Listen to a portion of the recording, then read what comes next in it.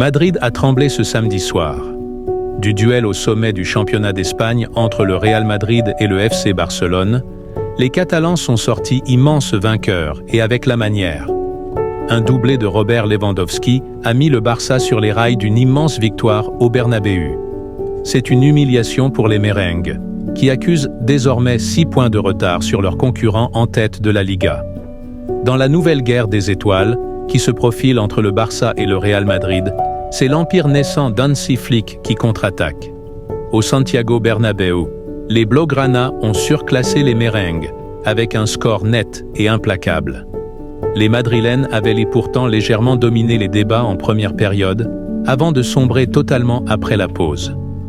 Robert Lewandowski, auteur d'un doublé, a été l'un des grands artisans de ce succès qui propulse le FC Barcelone en tête de la Liga avec 6 points d'avance. Kylian Mbappé, lui, a vécu un premier classico frustrant et décevant, avec 8 positions de hors-jeu et 2 buts refusés. Le Français a été une des clés de ce match, et au lieu d'être le héros de la soirée, il a été l'épée qui a tranché la gorge madrilène. Décevant dans ses placements et horrible dans sa finition, Kylian a passé une sale soirée et a frustré tous les supporters madrilènes. Hansi Flick a concentré sa défense sur Vinicius Junior qui, dès qu'il touchait le ballon, avait soit 2 joueurs adverses, soit on faisait une faute sur lui pour le stopper dans son élan. Et on peut dire que l'entraîneur du Barça a bien choisi sa cible, car en revanche, il a laissé Mbappé libre sans pressing car savait que le Français n'était pas au niveau et manquait de confiance. Carlo Ancelotti avait un bon plan de jeu, mais basé sur des joueurs qui l'ont déçu. À commencer par le Français, qui a tout raté, et aussi ses latéraux, qui font systématiquement des erreurs de placement à tous les matchs. Mendy et Lucas Vázquez ont donné des munitions aux Barcelonais, qui sont plutôt chirurgicaux en finition.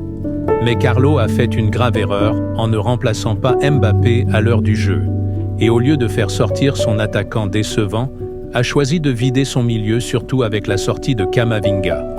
Certes, Brahim Diaz devait rentrer, mais pour remplacer Mbappé ou Bellingham, et non Camavinga qui courait partout. Carlo a décidé de garder Mbappé sur le terrain pour le protéger des sifflets du Bernabéu, et a choisi de perdre ce match, plutôt que de le remplacer par un certain Endrick, qui aurait mieux géré le hors-jeu.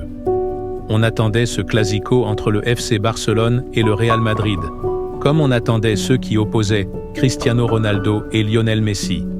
Et les supporters catalans n'ont pas dû être déçus du voyage. Certes, ils ont vu leur équipe entrer timidement dans la rencontre, avec une première période au sein de laquelle les merengues se sont davantage montrés. Kylian Mbappé, notamment, a cru ouvrir le score pour le premier classico de sa carrière, ce qui aurait été une bonne manière de se faire adouber par le public une bonne fois pour toutes. Mais son but a été refusé pour une position de hors-jeu. Sur énormément de situations, l'attaquant français a eu un mal fou à gérer ses courses et l'alignement de la défense adverse. Tout le contraire de Robert Lewandowski, qui est parti dans le bon tempo et a été bien aidé par la position de Ferland Mendy sur une passe lumineuse de Marc Casado pour aller punir le gardien du Real Madrid. Dans la foulée, l'attaquant polonais s'est placé entre Eder Militao et Antonio Rüdiger pour faire parler sa détente sur un centre d'Alejandro Balde. Il n'a donc fallu que 2 minutes à Lewandowski pour éteindre Santiago Bernabéu, dans un second acte où le FC Barcelone s'est montré intraitable offensivement. Avec un peu plus de réussite, Lewandowski se serait même offert un triplé, voire un quadruplé.